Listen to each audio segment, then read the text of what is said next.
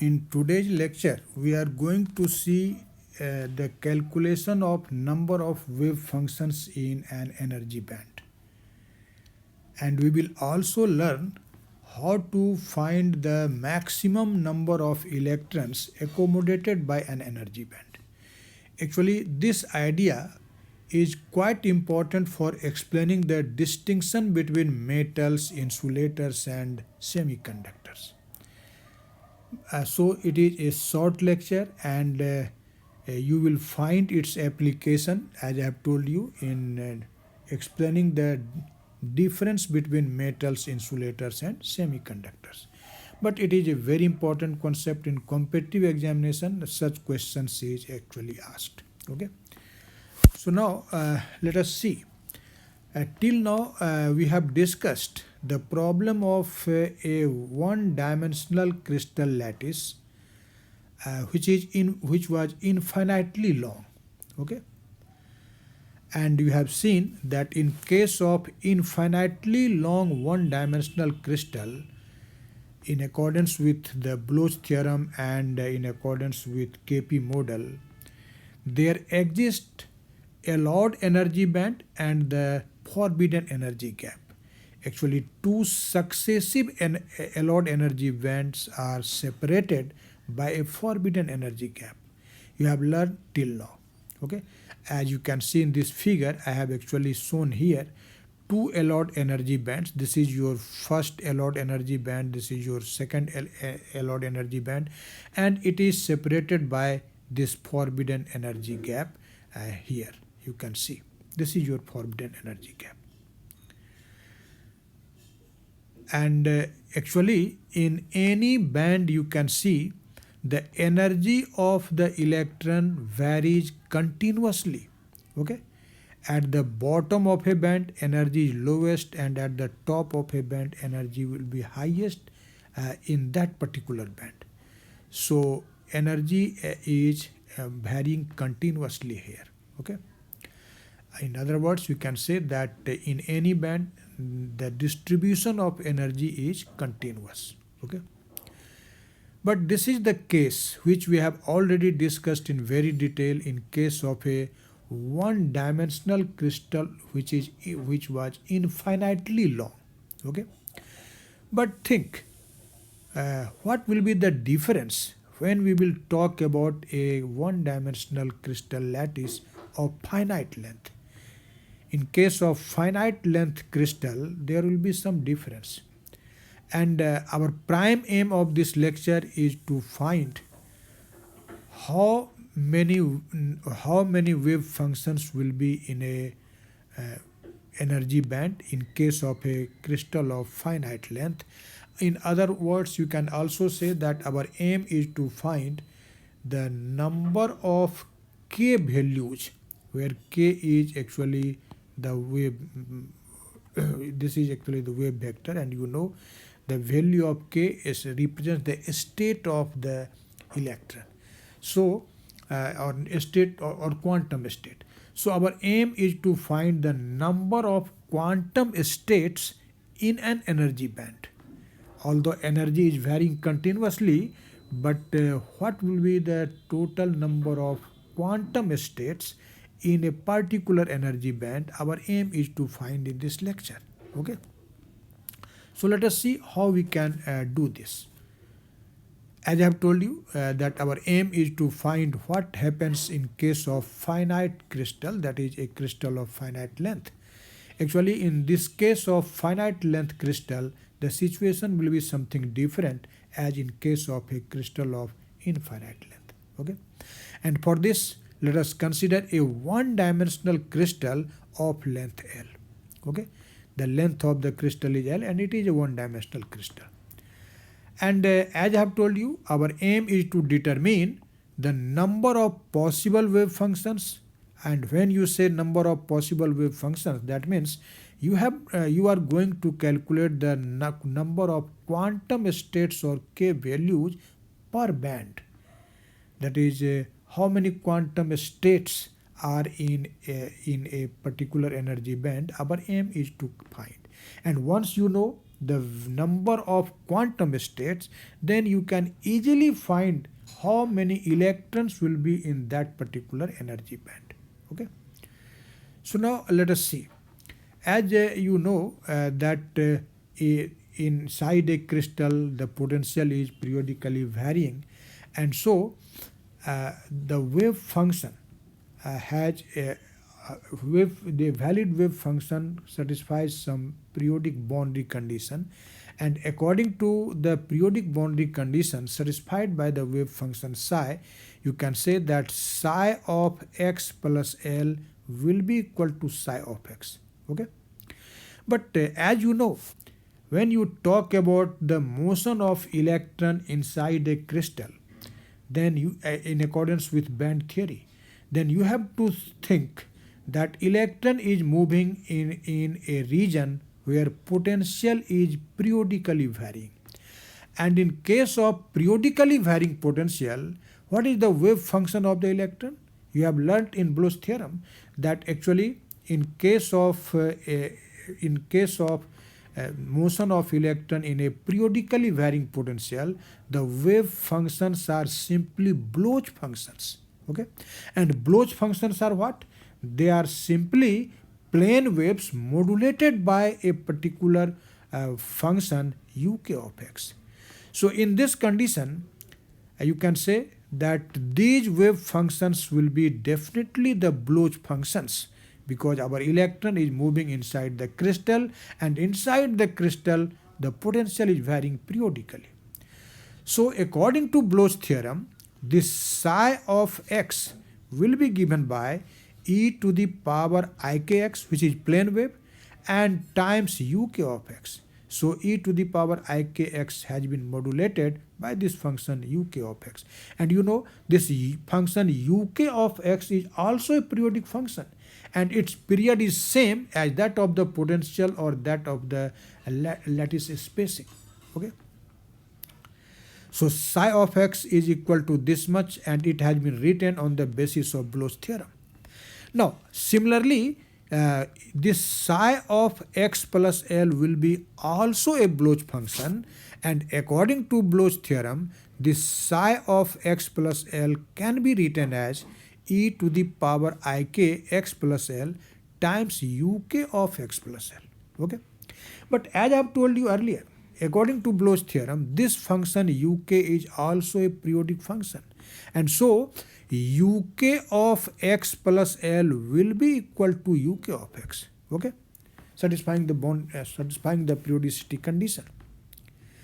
And so you can write here at the place of uk of x plus L simply uk of x.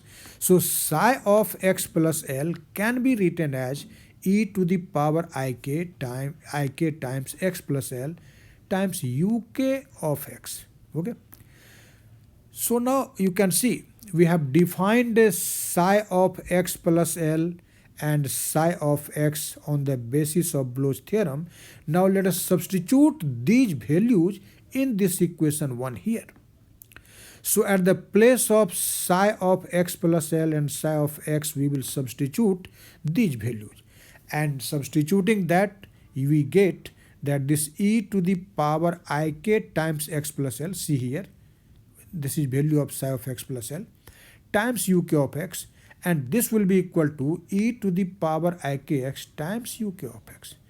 Now you can see that this e to the power ik times x plus L can be written as e to the power ikx times e to the power ikl and times uk of x, and that is equal to e to the power ikx times uk of x.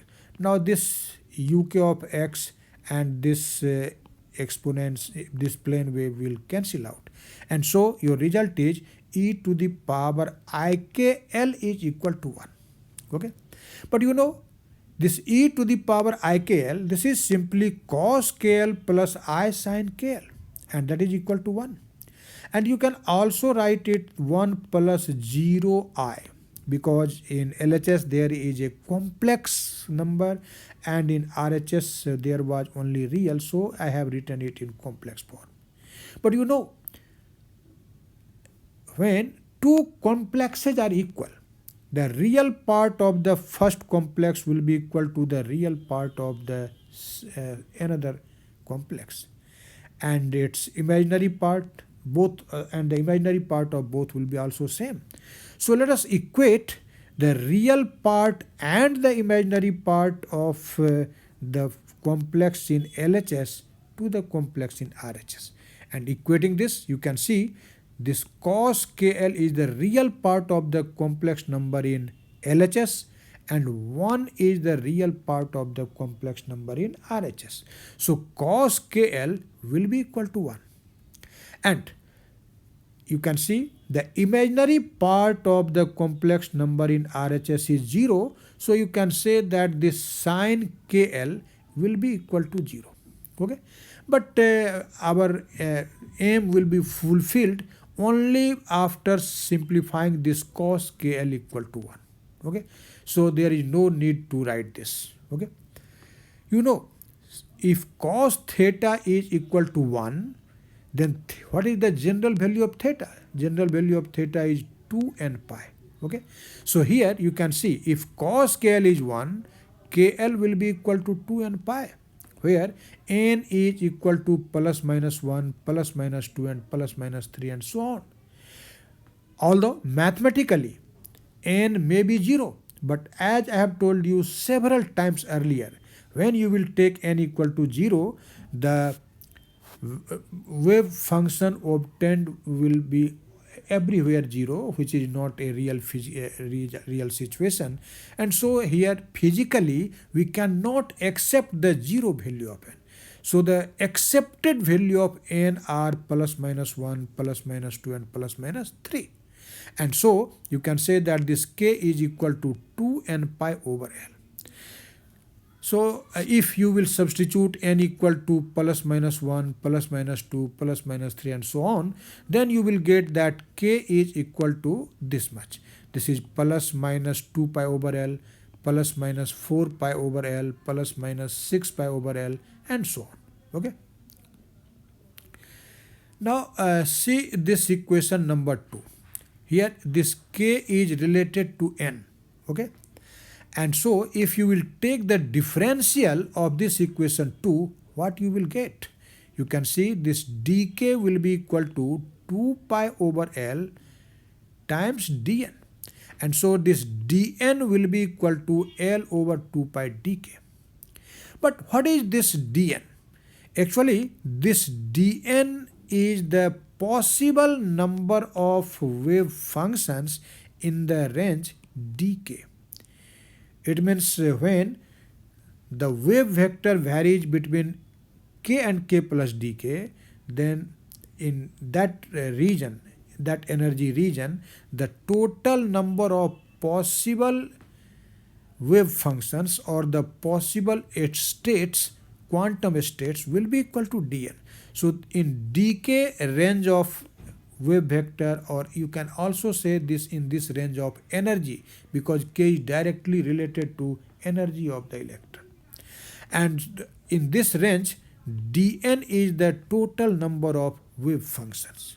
Okay, now see, now if we consider now particularly the first Brillouin zone, you have seen earlier in the energy versus k curve, then you have seen that actually pi by a and minus pi by a are the boundaries of the first Brillouin zone. Okay, so if we consider the first Brillouin zone, then the maximum value of k for first Brillouin zone is equal to pi over a. So you can say that k max, that is the maximum possible value of k in first Brillouin zone, is equal to pi over a. Okay. Now if we consider that this capital N represents the number of primitive cells in the crystal of length L, then what will be a? This lattice constant will be simply L over n. Okay, because a is the distance between two successive two successive lattice points, and as this total length is L, and in this length the number of primitive cells is n, so you can say that in L length there are n cells, sorry, n cells are contained in L length, and so one cell will be contained in L by n length, and this length is actually equal to the lattice constant. Okay, and so A is equal to L over n. So now let us substitute this value of A here, where we have defined this K max. So K max in this condition, or in the case of first Brillouin zone, will be given like this. This is pi over L over n, that is n pi over L. So the maximum value of wave vector k in case of first Brillouin zone is equal to n pi over L. Now let us see. These are the possible values of k defined in this equation 3. Okay, but if you are talking particularly about the first Brillouin zone, then the maximum value of k is equal to n pi over L. So at the place of this number 2, 4, 6, there will be actually n. So you can say that this series defined in equation 3 will have a cutoff value, or will be terminated at n equal to L. The last term in this series will be n over L in case of first Brillouin zone. Okay, have you understand or not? Definitely you understand. So I have written it here that the series 3 is terminated or cut off at n over L. Okay, and when you say that this series will cut off or terminated at n over L, what does it mean? Actually, it means that the total number of allowed k values in the first Brillouin zone is equal to n. In first Brillouin zone, the total number of allowed k values is equal to n. And you have seen that n is actually the number of primitive cell. So you can say that the total number of possible states in any energy band is equal to the number of primitive unit cells n. So number of primitive unit cell and number of allowed energy states or quantum states in a particular band are equal.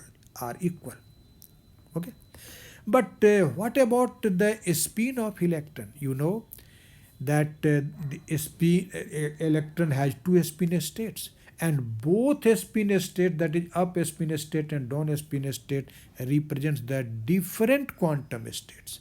So if you are particularly talking about the electron, you must have to take the spin of electron under account. So when we will consider, or we will take into account the spin of the electron, then the maximum number of possible quantum states per band will be not equal to 1 n, but that will be equal to 2n. Because the electron has two spin states, so we have to multiply it by 2n. Now, according to Pauli's exclusion principle, the maximum number of electron per quantum state is equal to 1. It means in a particular quantum state, only one electron can exist, because electron is a fermion.